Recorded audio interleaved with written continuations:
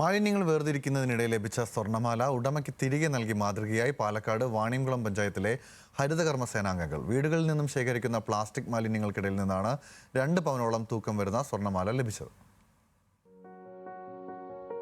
വെയിലും മഴയും വകവയ്ക്കാതെ വീടുകളിലെത്തി മാലിന്യങ്ങൾ ശേഖരിക്കുന്നവരാണ് ഹരിതകർമ്മ സേനാംഗങ്ങൾ.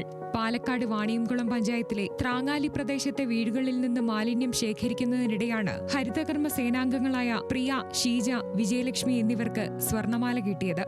ചാക്കിൽ നിന്ന് മാലിന്യങ്ങൾ വേർതിരിക്കുന്നതിനിടെ ഞാറയ്ക്കൽ മാധുര്യം വീട്ടിൽ അശ്വതിയുടെ മാല ഹരിതകർമ്മ സേനാംഗങ്ങളുടെ ശ്രദ്ധയിൽപ്പെട്ടു. തുടർന്ന് വീട്ടുടമ മാധവനെയും ഭാര്യ കോമളത്തെയും വിളിച്ചുവരുത്തി സ്വർണമാണോ എന്ന് ചോദിച്ചപ്പോൾ മരുമകൾ അശ്വതിയുടെ 2 പവൻ തൂക്കം വരുന്ന സ്വർണമാലയാണെന്ന് മനസ്സിലായി. പിന്നീട് നിറപുഞ്ചിരിയോടെ ഹരിതകർമ്മ സേനാംഗങ്ങൾ മാല കൈമാറി.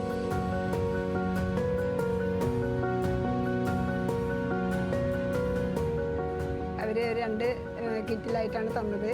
അപ്പോൾ അതിൽ ഒരു കിറ്റിൽ കവറിൽ കുറച്ച് സ്പ്രേ കുപ്പികളായിരുന്നു.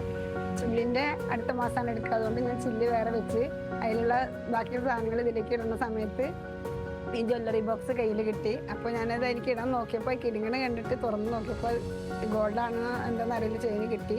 അപ്പോൾ ഞാൻ അവർ ഈ അച്ഛനിരിക്കുമ്പോൾ അച്ഛനോട് ചോദിച്ചു, ഇത് സ്വർണ്ണമാണോ എന്താ ചോദിച്ചപ്പോൾ അവർ നേരെ അമ്മേനെ വിളിച്ചു, നേരിട്ട് കൊടുത്തു. അപ്പോൾ അത് സ്വർണ്ണമാണ്. ഹരിതകർമ്മ സേനാംഗങ്ങളുടെ സത്യസന്ധതയെ വീട്ടുകാരും അഭിനന്ദിച്ചു. ഇവർ വന്ന സമയത്ത് ഞാനൊരു കവർ അവർക്ക് കൊടുത്തിരുന്നു.